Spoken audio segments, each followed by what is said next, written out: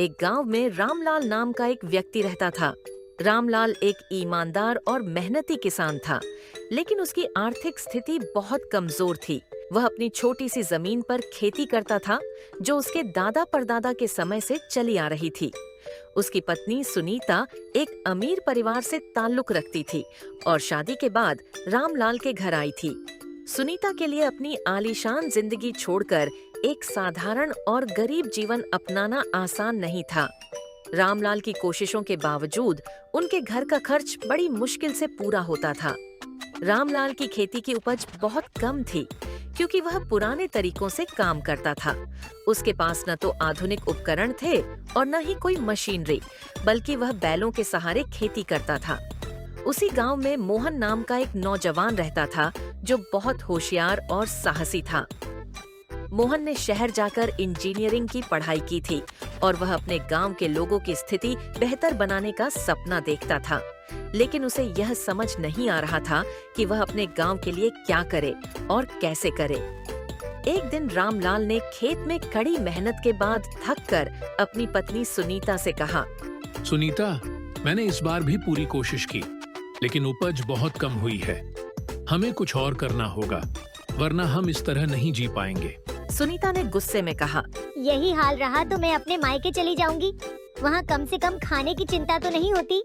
रामलाल ने कहा, सुनीता, यह समस्या का हल नहीं है। हमें मिलकर कोई रास्ता निकालना होगा। सुनीता अपनी बात पर अड़ी रही और अगले ही दिन अपने मायके चली गई, जो पास वाले गांव में था। वहां उसने अपनी माँ से रामलाल की हालत और उनके काम की परेशानियों का जिक्र किया। उसके भाई रमेश, जो उस समय वहां मौजूद था, हैरान होकर बोला, क्या रामलाल अभी भी बैलों के सहारे खेती करता है? सुनीता ने जवाब दिया, हाँ, हमारे गांव में तो सभी लोग बैलों से ही खेती करते हैं। रमेश ने सुनीता को अपना ट्रैक्टर दिखाया, जो उसने विदेश से मंगवाया था। उसने बताया, ये ट्रैक्टर 20 मजदूरों का काम अकेले कर देता है। इसकी वजह से हमें ज्यादा मुनाफा होता है और समय भी बचता है। सुनीता ने हैरानी से कहा, ये तो वाकई जबरदस्त है, लेकिन ये रामलाल कैसे खरीदेगा? उसके पास तो इतने पैसे भी नहीं हैं। रमेश ने कहा, अगर रामलाल चाहे तो मैं उसे कर्ज पर दे सकता हूँ, या तुम उसे मोहन से बात करने को कहो। वह शायद कोई बेहतर सलाह दे सके। सुनीता वापस रामलाल के पास आई और उसे रमेश के ट्रैक्टर के बारे में बताया। रामलाल ने मायूसी से कहा, यह तो बहुत महंगा होगा। हम इसे कैसे खरीद सकते हैं? हमारे पास तो इतने पैसे भी नहीं हैं कि इस साल की खेती के नुकसान की भरपाई कर सकें। सुनीता ने कहा, हमें किसी से मदद लेनी होगी। शायद मोहन हमारी मदद कर सके। रामलाल ने कहा, सुनीता, तुम सही कह रही हो। मैं कल मोहन से मिलता हूँ। सुनीता मोहन के पास गई और उसे रामलाल की परेशानियों के बारे में बताया। उसने मोहन से निवेदन किया कि वह एक सस्ता ट्रैक्टर बनाए, ताकि रामलाल और गांव के दूसरे किसान भी उसका फायदा उठा सकें। मोहन ने यह बात सुनकर कहा, ये एक अच्छा विचार है। मैं कोशिश करूंगा कि ऐसा ट्रैक्टर बना सकूं जो कम कीमत का हो और आसानी से उपलब्ध हो। मोहन ने अपने दोस्त राजू भाई से कहा, राजू भाई, मुझे एक खास प्रोजेक्ट पर तुम्हारी मदद चाहिए। हम गांव के किसानों के लिए एक सस्ता और उपयोगी ट्रैक्टर बनाएंगे। यह जबरदस्त विचार है मोहन। कई दिनों की मेहनत के बाद मोहन एक सस्ता और उपयोगी ट्रैक्टर बनाने में सफल हो गया। ये खबर सुनकर रामलाल के चेहरे पर खुशी की लहर दौड़ गई। रामलाल ने कहा, मोहन, ये वाकई कमाल का काम किया है तुमने। ये ट्रैक्टर मेरे लिए नई उम्मीद लेकर आया है। मोहन ने मुस्कुराते हुए कहा, रामलाल, ये तुम्हारी मेहनत का फल है। अब तुम इसका भरपूर फायदा उठाओ। रामलाल ने नए ट्रैक्टर के सहारे खेती शुरू की और जल्दी ही उसकी उपज बढ़ गई। उसने न केवल अपनी जमीन का बेहतर इस्तेमाल किया, बल्कि अपनी पत्नी सुनीता को भी वापस बुला लिया। सुनीता ने रामलाल की तरक्की देखकर कहा, मैंने हमेशा तुम पर विश्वास रखा था। अब देखो, हमारी मेहनत रंग लाई है। रामलाल ने जवाब दिया, सुनीता, यह सब तुम्हारी समझदारी और मोहन की मदद की वजह से संभव हुआ है।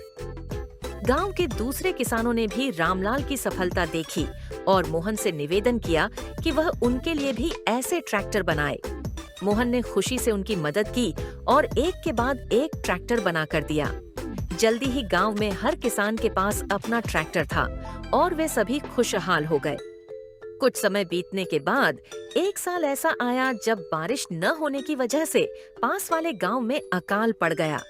वहाँ के किसानों की फसलें सूख गईं और वे बहुत परेशान हो गए। रामलाल ने कहा, हमें उन लोगों की मदद करनी चाहिए, ये हमारा फर्ज है। मोहन ने कहा, बिल्कुल सही कहा रामलाल।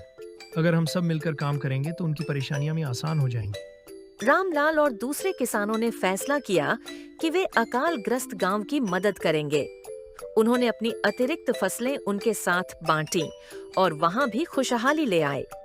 इस घटना के बाद गांव के लोग मोहन की बहुत तारीफ करने लगे। रामलाल ने एक दिन मोहन से कहा, तुमने न केवल मेरा बल्कि पूरे गांव का भविष्य बदल दिया है।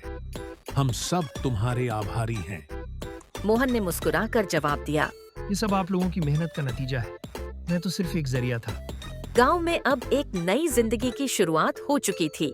किसानों ने आधुनिक तकनीकें अपनाई और अपनी जमीनों को और बेहतर बनाया। रामलाल और सुनीता की जिंदगी खुशियों से भर गई और मोहन का सपना पूरा हो गया कि वह अपने गांव के लिए कुछ बड़ा करे। यह कहानी हमें सिखाती है कि मेहनत, हिम्मत और आधुनिक तकनीक के जरिए मुश्किलों पर काबू पाया जा सकता है। अगर हम मिलकर काम करें तो किसी भी चुनौती का सामना कर सकते हैं।